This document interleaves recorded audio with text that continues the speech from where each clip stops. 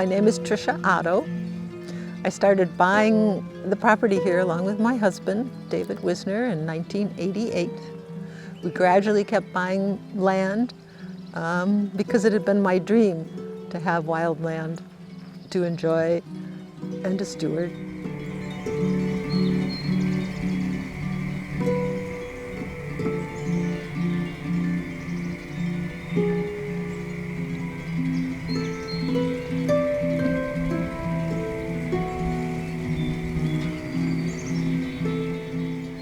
Eventually, I ended up with 100 acres of this gorgeous forest and wetlands.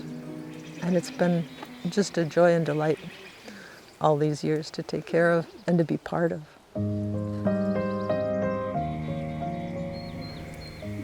When you look at wetlands, I mean, as I said, it wouldn't be what it is now, this wetland, without intensive yearly work on it that is never ending. It's very hard to think about the future.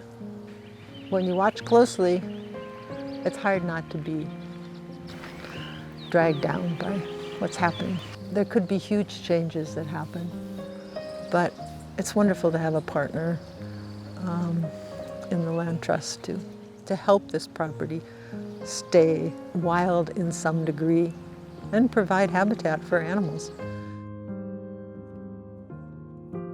So my driveway went down and across a culvert, a 4-foot culvert, and up again.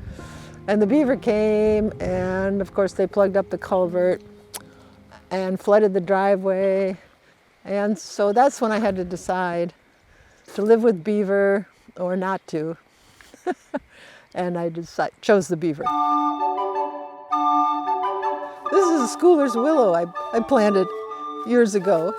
And it's a wonderful willow, but you see the beaver have taken an interest in it. And they often chew and it, falls the wrong way and then they can't get it. So sometimes I have my hired guy cut it so that it falls in the pond for him. I knew that beavers created diversity, which is what I'd always been after. And as I spend time here, you can feel the forest closing in on you. The trees are getting taller. All the things I planted are getting bigger. You're getting closed in. And the beavers have the opposite effect. And they're opening it up. So these two opposing processes, again, helped the diversity of the whole place. And now when the storms come in the fall, the water level just goes up a little bit. There's no sound and fury. Eventually it overflows the beaver dam there. No big deal. And people ask me when there's a big storm, are you flooding? Do you have it? Well, no. The beaver have it all under control. No problem.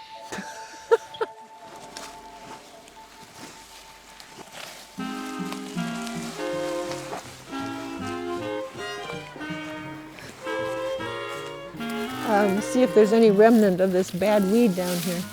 Lesser celandine. Very bad. But nope, I don't see any this spring, so that's good. I planted this one, it was about 1 foot tall. This big when I planted him, honest to goodness. When it got a couple feet tall, the deer ate the leader. And so that's why it's branched. At the time I was disappointed that the deer ate the top off. But in the end, it made this wonderful branching business. Well, this afternoon I'm getting 50 Sitka spruce. So I've been stewarding this forest all along. I've taken WSU forestry, through the forestry extension, their forest stewardship program, twice, 20 years apart. And that was fun. I planted back here a really rare plant that grows up on Sumas Mountain in the forest called bugbane. And it looks like it's going to do fine. It's related to the baneberry.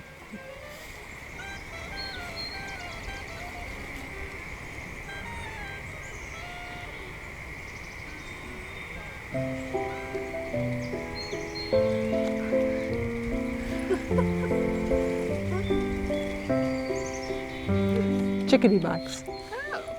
Though they don't really need it because there's so much dead wood and chickadees like to excavate their own place, so I don't get so many I've given up putting up chickadee boxes. They're just fine here. The wood duck boxes are still very valuable because we don't have big cavities like that.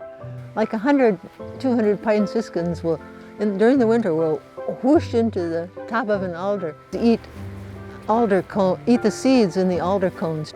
Yeah, it's a tiny little bird, tiny little bird. I've always been a birder though, so I was always doing bird boxes and cataloging birds that went through. So in the mid-90s, a friend of mine, Veronica Wisniewski, and I started a nest box program. We used to, back in the 90s, almost every one of our wood duck boxes would be full. And now we have only a very small percentage of ducks left. So we have about 130 wood duck boxes scattered around the county. I have 30 of them here. And one day a week we go out and check on everybody. You have to get over some things when you manage land, like that it's going to be done at some time, because it's never done. You have to find a passion. You have to find something that you really are really excited about. And then you just got to go with that. Yeah, I wanted to watch the natural world and learn about it. And that just led me down this path, never ending, always interesting. I mean, I get to spend my life, the rest of my life here, I hope, as long as I can.